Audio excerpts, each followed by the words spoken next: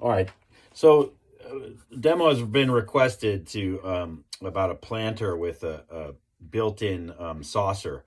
And so the main point here, I don't make a lot of these. I don't really like these forms, but they are practical.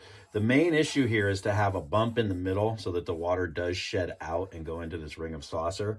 Remember, we're looking at these things as if they're cut in half. So, maybe it's a little misleading because I have this opening here, but anyway, this is cut in half. These are just holes that allow the water out of here. So this can be elevated in a square fashion. It can be elevated however you want. You would just be throwing it, if this was the wheel head, this would all be solid clay. And then you can trim in here to trim this away. That also keeps the footprint less so that, if there is moisture here, it doesn't kind of, set up a situation where it gets your table wet or other things wet. But again, the idea, and these can be thrown at any size, any scale. The idea is to have a rise in the middle of the bottom of this planter so the water does indeed get out the sides. If it was a dip in the middle, then this system wouldn't even work. All right, so I'll throw it really quick then.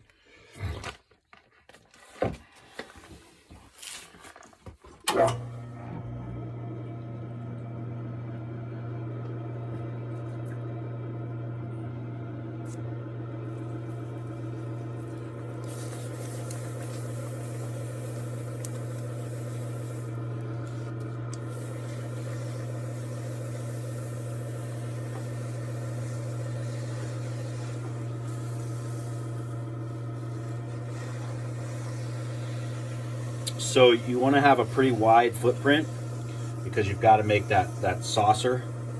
All right, so I'm kind of centering the clay lower than you might generally center the clay. And then I'm actually going to push down a bit of this edge because I need a considerable amount of clay down here to create that saucer. All right, I'm even going to go ahead and put my finger in there to create that, kind of mock that up right now. Because what I'm going to do in here is going to kind of get in the way of some of that. All right, I don't want to make it too fragile though. I want to just have enough material there. All right, so then I can come in here, and remember, don't go too deep here. You have to stay higher than this trough. All right, so this has to stay higher than that trough. So I have not gone in very deep at all. It's going to feel a little weird because you're going to have a lot of clay at the bottom, but remember, that's the whole point of this whole system, is that this interior has to be higher than the exterior, so it actually does drain. So a lot of your clay is going to be down in that bottom area, and you're just simply going to trim it. And then you throw this up as you would a normal cylinder. And remember, for bigger things especially, you create that cylinder and then you add the shape to it, okay? So I know you can't see inside, but basically you can see where my throwing lines start. So, I mean, that is the bottom of this form is right about there, right? The interior bottom. And so in the middle has a bit of a rise. In other words, the middle in here has a bit of a rise, so that basically, once again, the point of this is so that the water does shed down into that trough. The other thing that I've seen on these, especially ones that are this size or smaller, is I have seen people make a nice little spout or just a little area where they can, in turn, once that fills up, a lot of times it can just evaporate, but once that fills up, they have sort of a defined little pour out for that. Now, a lot of people will wait to put these holes in, but you would simply put 4 holes, at least 4 holes.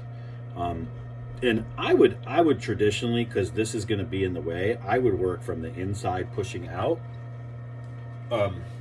So basically, you're just gonna, a pencil is probably a really good tool to do that with. Just kind of basically forcing that material out from the inside. And you want to have it be at a relatively deep point, and you want to have it be sloped down. So I don't know if you can see that pencil coming out. You might be able to see a little bit of a bulge there. But you can see the clay being wet. This is not exactly the best time to do it. But, you know, it's important that it be lowish, right? And going down as it comes out of the inside of the planter so it actually does drain. All right.